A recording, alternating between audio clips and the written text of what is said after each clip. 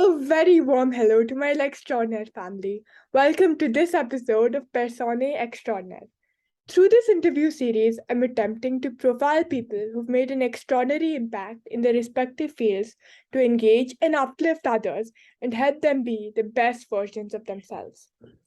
I'm humbled and honored today to introduce to you a very special person and an absolutely exemplary professional who has so effectively used her talents and corporate learnings to literally start a revolution of sorts for people with developmental disabilities.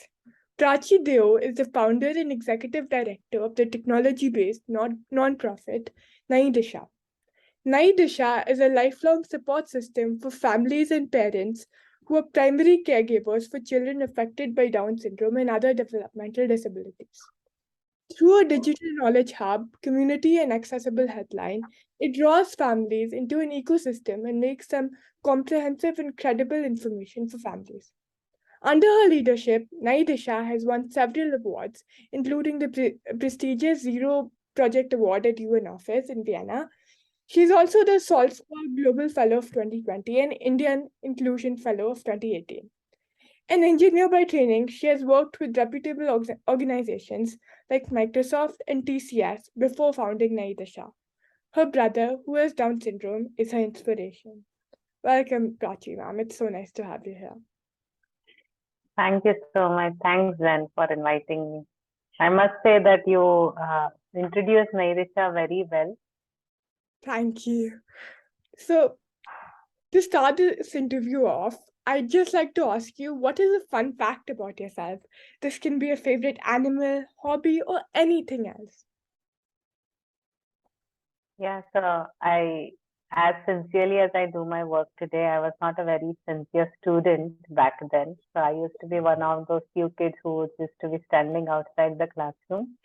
And I remember once I was chatting so much that one of my teachers said that uh, I was chatting and disturbing the class, and I was like, "No, sir, I didn't do that." And he used that as an example to explain persistence of vision, wherein because you constantly see that thing happening, even when it is not, you feel it is happening.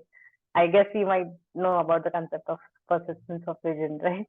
Yeah. So that's what he explained, and I still did not know about that because I had started chatting again. That is so relatable, Prachi, ma'am. While I couldn't call myself particularly lazy, I do like to laze around and watch Netflix. And my parents, friends, and even teachers would unanimously agree that I'm quite the chatterbox. So it is really rare that career paths follow a straight line from where they started to where they are today.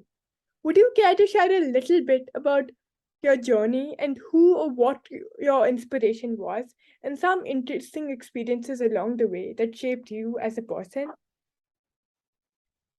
Sure. So I was trained as an engineer and I worked as a software professional, as a project manager in various companies such as Microsoft and TCS.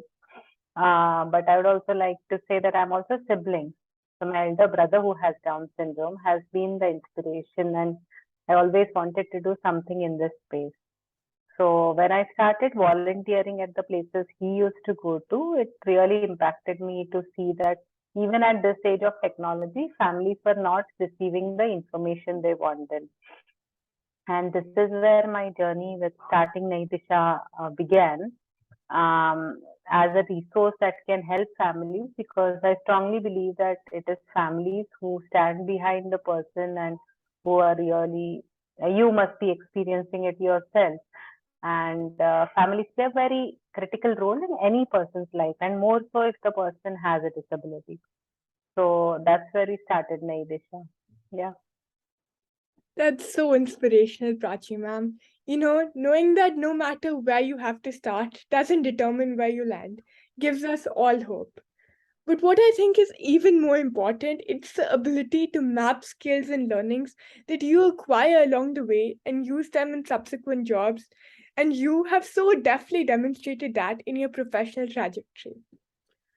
So I've seen that you are very active in advocacy nationally and internationally through the Nayi Disha Resource Center to provide support to families and persons with intellectual and developmental disabilities, which is also referred to as IDD. Can you explain what exactly Nayi Disha is about and what it aims to achieve? So Nayi Disha is works as a lifelong partner, as you had introduced, for families who have loved one with autism, Down syndrome, or any other developmental disability. What we do is, as the logo suggests, inform, connect, empower. So we have created one of a kind digital resource where families can find all the information they need across the different life stages. We have created one of a kind directory so families can connect to the right services, connect to fellow families who are on a similar journey. And Empower is, this is where we conduct workshops for families and so on.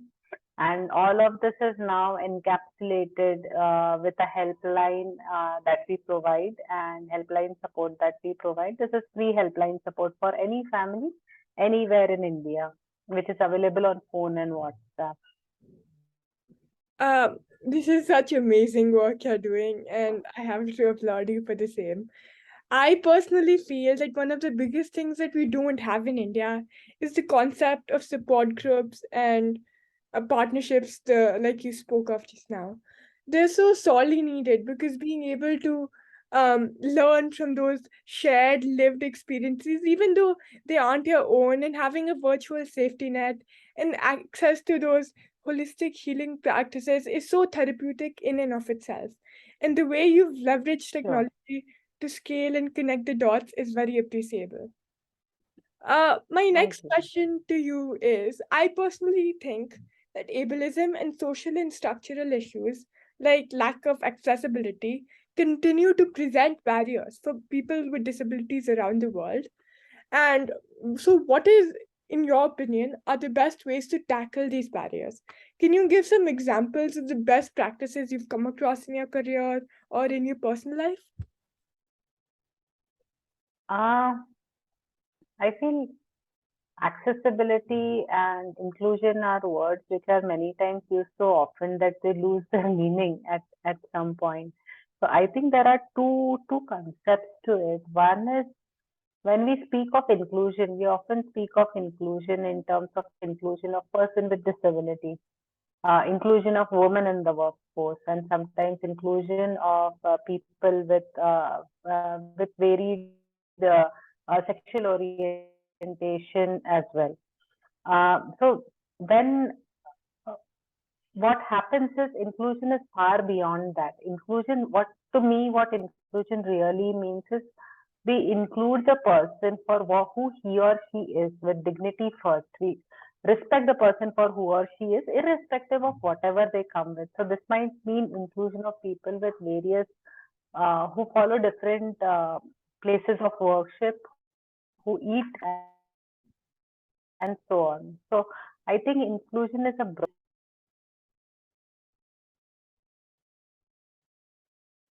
concept we could be advocates for inclusion of disability, but if I'm not respectful towards a person I meet today at the bus stop, then I'm not doing my job well.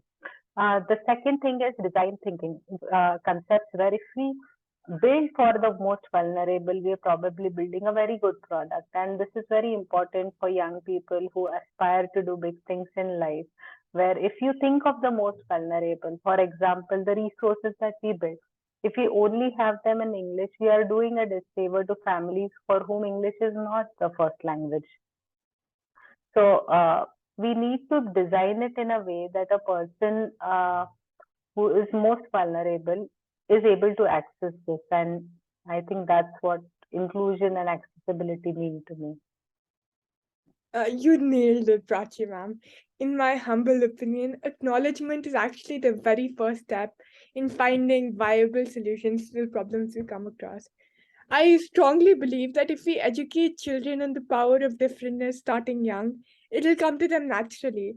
And this will ensure that solutions Bilkul. to these social and structural issues will fall in place organically instead of being forced on children. That's so last true, because if sorry. when children grow together with children with differences, they will be able to appreciate and they will realize that they're just like us, but doing a few things differently, right? That is what will promote inclusion in the true sense. Yes. Um, I agree completely. So, my last question for the day is if could you please share some parting pearls of wisdom with our listeners on how we can make this world a kinder, more inclusive place to live in? I will just repeat what I said really. If we put dignity and kindness, these are two important attributes first for any person, we will not differentiate them based on any other differences. So if this is a simple thing that we follow, look at the person first, respect the person for who he or she is, be kind to the person, that will lead to creating a more empathetic world. Yeah, of course. So, thank you so much, Prachi ma'am. You articulated these two answers so well, and it was so uplifting and enlightening in equal measures. I look forward to partnering with you and Nayi Disha to do my part in spreading the sunshine on this very important topic. Thank you so much. I appreciate the work you're doing at such a young age. I don't think I had half the concept that you have at your age. You're in 10th grade and you are an advocate. So what you are doing is inspirational in itself. I was Thank very inspired when I first saw your email and first read your email as well. So congratulations to you, to your family for everything you're doing, and I wish you the very best for the future. Thank you so much, ma'am, for taking your time out and for just having this interview. It was such an honor. Thank you.